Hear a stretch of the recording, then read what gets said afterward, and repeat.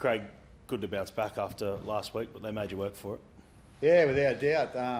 We had a lot of field position there today, and probably our attack wasn't quite as fluent as we probably would have liked. I thought we defended a bit better than last week. I thought South were really brave, like the amount of defence they done in their own 20, 30 metre area was there was a lot of that, and I thought they handled it really well. So they were really competitive in tough situation and tough conditions too.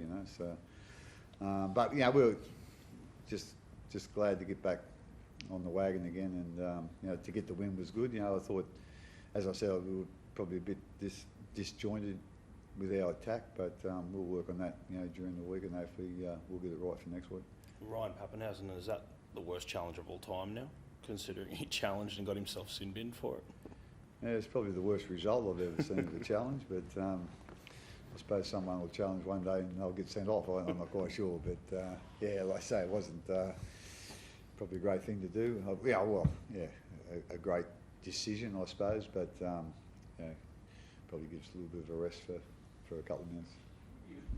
Ali Katoa's development since he's come to the Storm, where does you rate it among the back rowers in the comp? I don't think we'd swap him for anyone, to be quite honest. And he's since he's come here, he's I think he's surprised everybody with how good a player he is, but how smart a player he is too, and how skillful.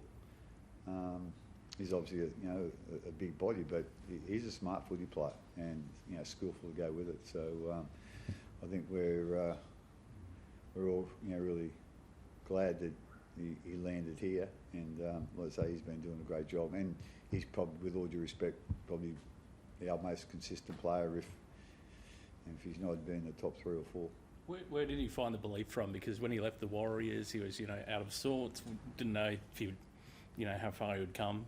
Where did he get that belief? I'm not quite sure. You'd probably have to ask him that, but I know as soon as he got here, he put the hard work in.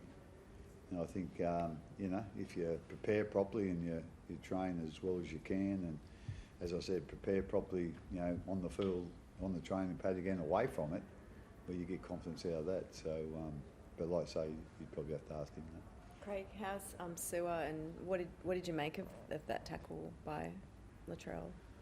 I must say I didn't see I think I seen one sort of replay, which wasn't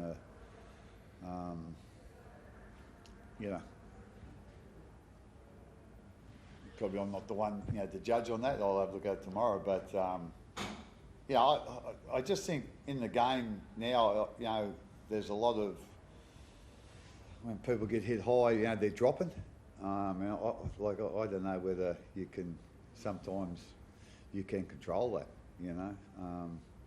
I know it's a dangerous place to go, to pick ones out that we think he could have controlled it, or you think he couldn't have controlled it. So I don't think anyone's going to go there, but I don't think there was too much malice in it. But as I said, I only had a quick look at it.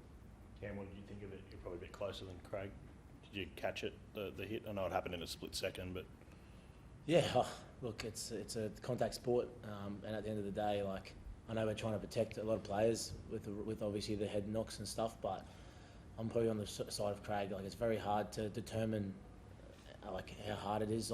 It's slippery out there, it's wet, force on force. There's a lot of speed. Sewer's very quick. Latrell's very big, and I don't know where you want Latrell to go there.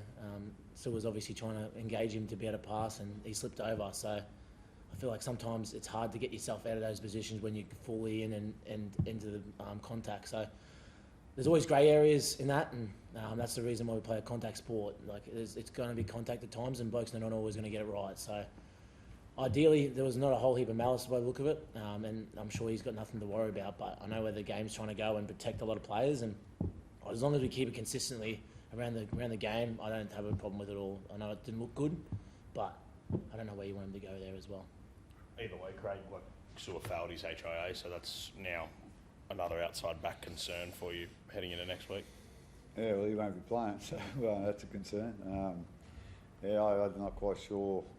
We had this run of injuries with our outside backs, you know, and I don't think there'll be many of them coming back anytime soon. So yeah, we're struggling a little bit there, and this certainly isn't going to help with Sewer not playing next week. But it is what it is. So we just got to make sure we move on and give someone else a chance.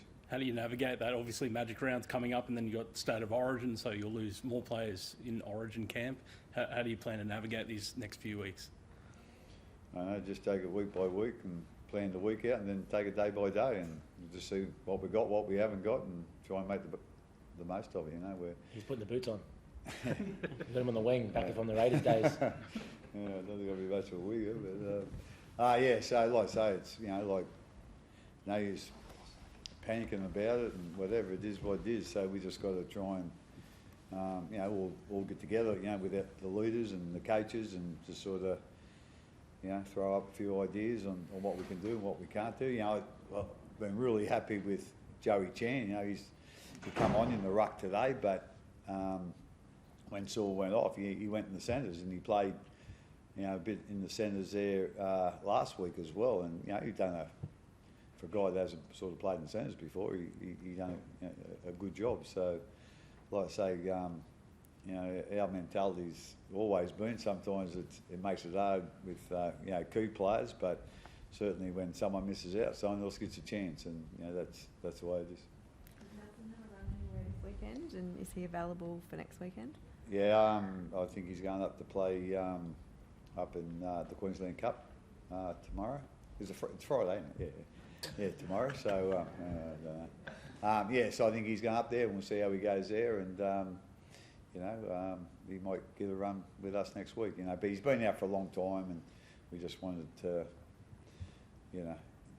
just get him to go up there and have a bit of a run, and just see where he's at fitness-wise, but see where he's at, with his, the concussion thing too.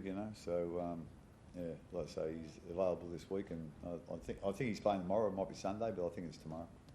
Craig. Sorry, Craig. Before the game, there was an issue between the club and Indigenous performers who usually do a dance and do a welcome to country. They ended up not doing the welcome to country. Are we disappointed there wasn't one before the game, and the clubs had this misunderstanding with those groups? I don't know anything about that, so that's the first I've heard of that. So I'd have to get a bit more information. Craig, tackling was a big feature of your game tonight. Trent Leora, we spoke about it a few weeks ago, once again brilliant, but also Bronson Garlick, who got his opportunity, and he really seized the moment as well. Yeah, well, Bronson played last week as well, and I thought, that's probably a strong point of his game, his defence, and I thought he was really good out there tonight. And while he certainly, it's hard to replace Harry, he certainly, done his job there, with his defence. So as long as he just keeps playing to his strengths, and that's all we expect of him. And like I say, he done a really good job today. Thanks, guys. Thank you.